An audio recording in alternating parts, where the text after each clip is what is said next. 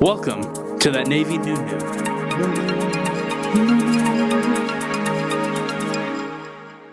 Coming from Navy Times this morning, we have our first Navy New to report. All right.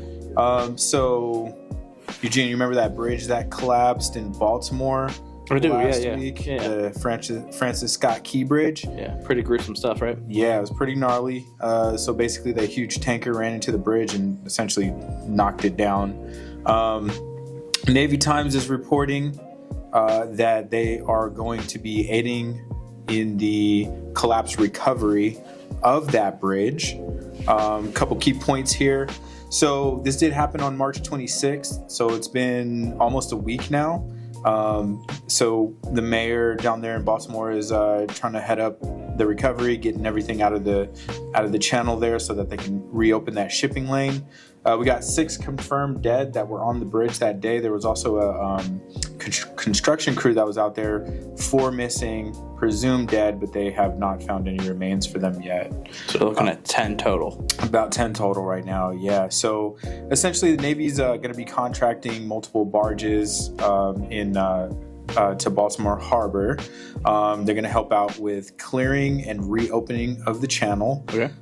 It goes on to say that the Navy's supervisor of salvage and diving is going to be using these barges to surface and remove portions of the bridges. So essentially what they're going to do is they're going to get the dive team in there, go down there, kind of break stuff up to make it easier to transport to the surface with the barges and get them out of there. They're using 12 assorted tugs, surveys, crew and dive boats that'll arrive in Baltimore in the next upcoming days here. Okay. So Navy Sea Systems Command is the one that's doing the contracting, so they're going to be essentially overseeing this effort. So cool stuff. Navy aiding in, not a natural disaster, but a disaster nonetheless. So let's get into it. Yeah, I mean, obviously we don't want to take it light. The loss of life that happened here. That's pretty. It's always sad news to hear about. Everyday people, getting taken away by mishaps and accidents like this. But I mean, there's so many different nuances of what happened here that like the Navy, is involved in, right? So I guess first starting off with, if I remember correctly, that ship lost power several times as it was entering the harbor, and that's kind of what inevitably led to not being able to correct its course. Just speaking as a surface warfare specialist here, a little shout out to my thing here. So Navy ships, this is a very real thing that every what do we call ourselves? Sailors. Every sailor is a little bit worried about. Is loss of steering. So I was on a destroyer, the DDG-114, the USS Ralph Johnson, and we were stationed out of Everett, Washington. And just the transit between Everett, Washington to the Pacific Ocean through the Puget Sound, there's several turns, switchbacks, ferry crossings, different things that, if you lose steering at any of these points, it could lead to, something very similar to this. So every time we go through one of these, or every day leading up to it, we do practice runs of loss of steering. So there are several different tiers of steering controls that we have on a destroyer. The first one is obviously up in the pilot house where, the captain and everyone is, and they have the full control of the helm. Should loss of steering happen, we have an alternate electronic helm back in aft steering, where people can take over. It's less visual, and it's all about giving correct coordinates through the intercom systems. And then even then, at the last brink, where loss of steering, if we lose all the electronic components, we have a hydraulic system in place for us to be able to manually adjust the rudders to once again make sure that these things don't happen. And the biggest thing I would have thought would happen is going all back, try to get the ship into reverse before going forward. So I don't know what was going on with the ship to inevitably make it get to that point. But I think, again, they said there was only 2 people on the ship itself. Yeah, it was a crew of 2. Apparently they lost power twice. it was a weird kind of route that they went. You know, and you can check all that out on Google and the reports and stuff like that. But essentially, like, started off one way, circled back around. I think when they realized that they lost power, maybe they tried to double back, and get back. But yeah, I mean, I think obviously your knowledge is a little more extensive than mine. But yeah, that's ultimately what led to them hitting. And I don't know, I mean, maybe they don't have the same kind of contingency plans that we do.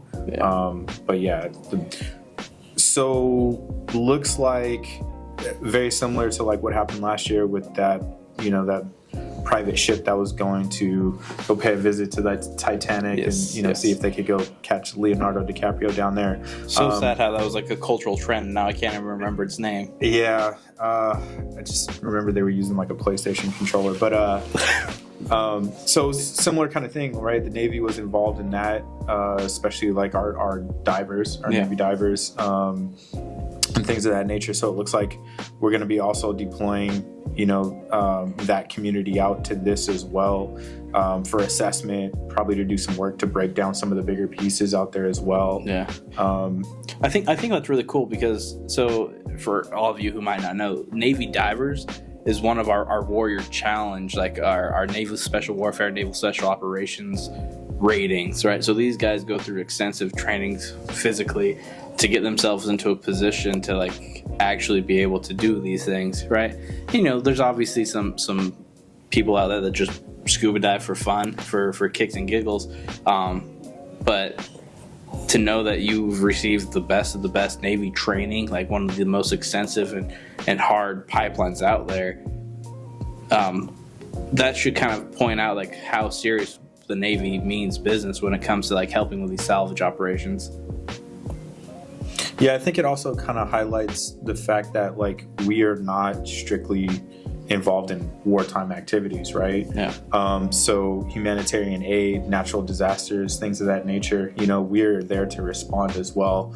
A lot of the times, especially in a situation like this, there's really no other way to get aid there other than via, you know, the water, the sea, whatever the body of water is. And so in this case, you know, it looks like Baltimore's calling in the big guns to actually oversee this whole evolution.